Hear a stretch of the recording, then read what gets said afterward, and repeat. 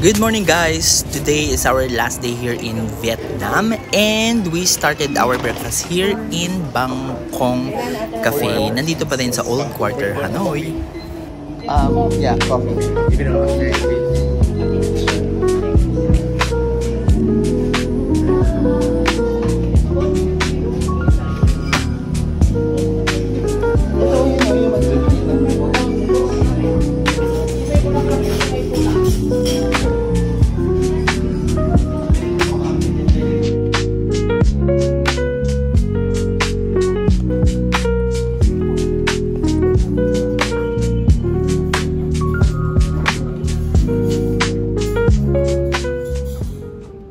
After nga na aming scrumptious breakfast ay dumiretso naman kami dito sa Banh Mi 25 na sikat naman sa mga tourists.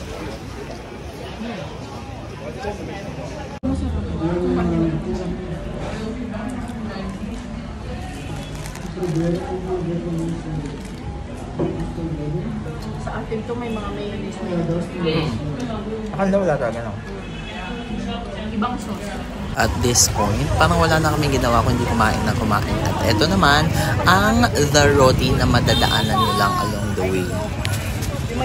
Sorry, oo. Diba, sabi ko sa... Otok. Sobrang init. Tapos nag-sweater pa ako. Tapos siya, tingnan mo balot na balot. Atake ang mima nyo. Roti. Try natin later. Abs.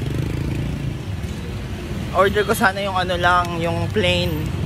Pero binigyan ako ng ng tig 20,000. Dapat yung bibilin ko yung 5,000 lang. Pero hindi kami magkaintindihan kasi yung sinasabi ko yung sokola lang. Sap, malambot. Ito yung roti nila.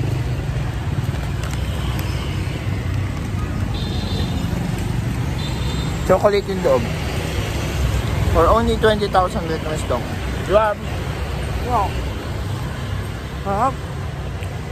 And guys, after namin kumain, nagpahinga lang kami and then dumiretso na kami dito sa Noi Bai International Airport. At kung mapapansin niyo ay puro naka-dollar na yung mga bilihin nga dito. And don't worry kasi meron naman silang conversion. Pero kung bibili ka gamit ang Vietnamese dong na meron ikaw, ang kanilang rate ng conversion is based sa USD. Kaya guys, kung pupunta kayo or babalik na kayo sa Noi Bai International Airport, kumain na kayo sa labas before pa kayo pumunta sa airport para at least magamit nyo kung may natitira man kayo na Vietnamese dong. Or, ayun, ipapalit nyo yung Vietnamese dong ninyo na natira to at least dollar.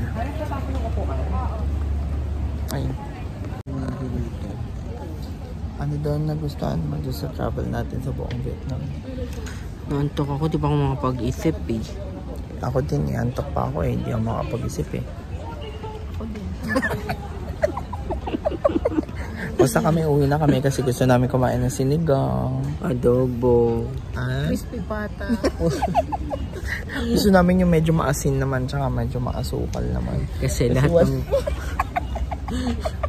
Actually, lahat ng food kasi dito walang lasa. Kaya feeling ko ang healthy ng mga tao dito.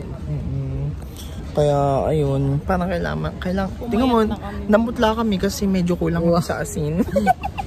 Actually, nasanay kami na kapag may siniserve palaging may gulay. Nag-expect na kami ng gulay sa Popeyes eh. At saka feeling ko ang magiging pawis ko mamaya amoy efficacent oil. Charot. So ayun. Welcome back to Philippines later.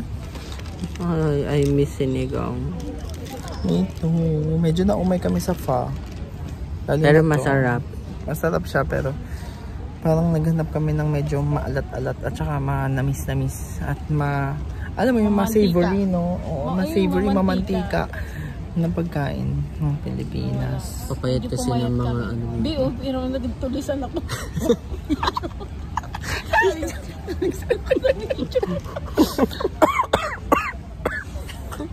Ayun. Nice. See you later, Mang Inasal.